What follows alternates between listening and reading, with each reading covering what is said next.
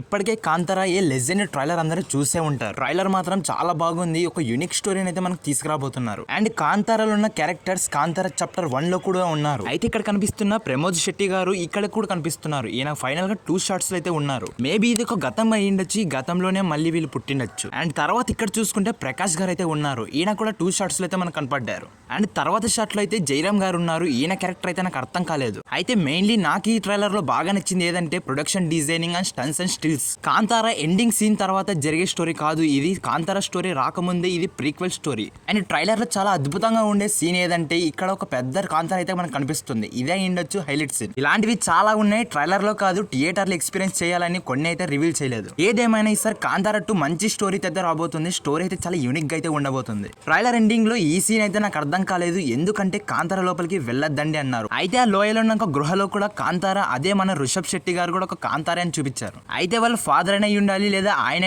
ఉండాలి లేదా ఇంకెవ్వరు కాకపోవచ్చు. సో ఫైనలీ కాంతారాలో ఉన్న కొన్ని పాయింట్స్ అయితే మీకు ఎక్స్ప్లెయిన్ చేశాను. వీడియో నచ్చితే లైక్ చేసి సబ్స్క్రైబ్ చేయండి. ఈ వీడియోకి మాత్రం రీచ్ చేస్తే ఓజీ ట్రైలర్ బ్రేక్ డౌన్ కూడా చేద్దాం.